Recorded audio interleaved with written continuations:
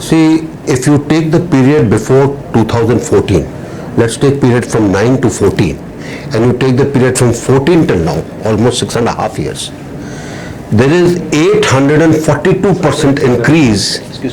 There is 842% increase in the amount of money being given for roads infrastructure to Kerala. The amount which is given in terms of roads being made, roads completed, projects underway, DPRs being made, and projects in the pipeline, it is 1,30,000 crore. It has never happened earlier in the history of Kerala. So the Modi government is ensuring that all states receive due attention, and especially coastal states where various pariyojnas are in place, whether it is Sagarmala, whether it is Bharatmala. All these are being made to ensure that there is ease of travel, there is ease of freight being ferried. I mean, you've got National Highway 66, which comes from all the way from Mumbai through Maharashtra to Karnataka and goes through Kerala up to Kanyakumari. Now, all this is ultimately going to bring a lot of prosperity to the state of Kerala. Okay, but do you think that the LDF government is utilizing the fund properly? See, where the national highway funds are concerned, those are controlled by us. So they will be utilized. Our problem is there.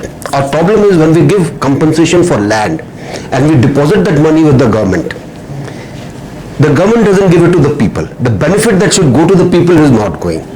At the moment, 6,000 crores have been deposited with what we call as the Chief Land Acquisition Officer.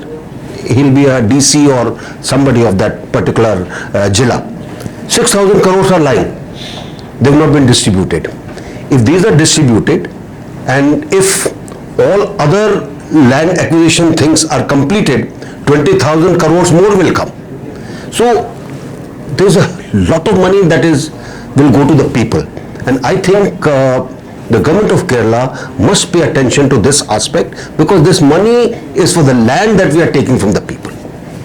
Okay, sir, and coming to our border, and during the UPR regime, there is several allegations that they are not properly maintaining roads in the India-China border, and even our A.K. Antony was then Defence Minister of India. At that time, what is the difference between the UP regime and the Modi regime? During that period, there was a feeling that you do not require to take the roads right up the border. There was a general feeling, and that is what Shri A.K. Antony also said in the parliament. However, in the last year,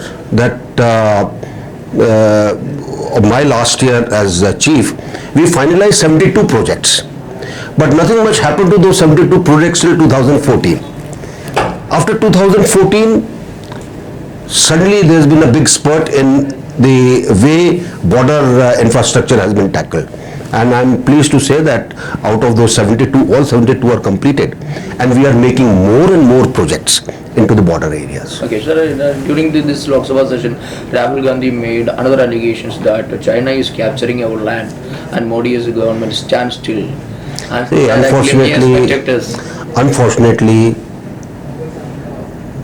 Rahul Gandhi, who's MP from Kerala, does not know what the borders look like. He is fed some information by his people, and he comes and vomits it out by saying all that. He's got no clue. He's got no idea. He doesn't even know that most of the land that we lost to China was during Nehru's time, not now. In fact, the very fact that a confrontation with Chinese occurred and Chinese have now gone back, leaving all the positions in which they were trying to threaten us, shows how strong the Modi government is. I would say that this kind of thing, this kind of posturing by India has never happened before. Okay, sir, day before yesterday, China has, for the first time, they admitted that they have some casualties in border because of Indian attack. See, we already know that when we lost our 20 people, 20 people were martyred in Galwan area along the river. At least 3 times the number of Chinese were also killed. But China does not admit its casualties. It's I would say there must have been a lot of internal pressure for them to say 5, then 4. You can make out that we know how many people have been killed on the other side. Actually, so what's happening in India-China border? Recently, China is continuously they are crossing our border, and these opposition parties, just like CPIM and Congress, said that this is unprecedented. No, it is. They do not understand how things are. There is a line of actual control. This line of actual control is a line which was drawn on a map, 9-inch by 9-inch map, given by Chou En-lai to Nehru in 1959. In 1962, after the war, this was considered as the line of actual control. There are some places which are with us on this line, there are some places which the Chinese had taken, and the war stopped at that time. Now when you take a small 9-inch by 9-inch map of India and take that small line and put it on ground, it is very difficult. So therefore there is a perception of line of actual control. Line of control has never been demarcated on ground. It is not a line which is like what we have Pakistan. This line is not demarcated on ground. Therefore, when it is not demarcated, the perceptions will differ.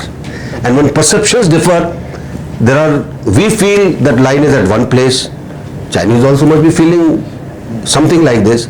So when they cross our perception, we say they have crossed the line of actual control.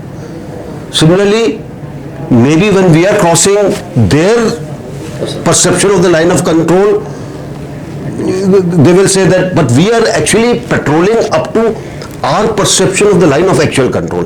So all this that these people keep saying, I would say it is something which is being said without any knowledge of what it is. Is there any union problem from our CPIM? Union problem under LDF will always be there in Kerala. Actually, work culture in Kerala has been spoiled by LDF. Otherwise, Kerala was a very happy state. Everybody worked and earned. But with this Trade union. trade union thing, where people don't want to work but only want to make money, things have gone bad. Okay, the Thoothukudi port, that will not affect the prospects of India. No.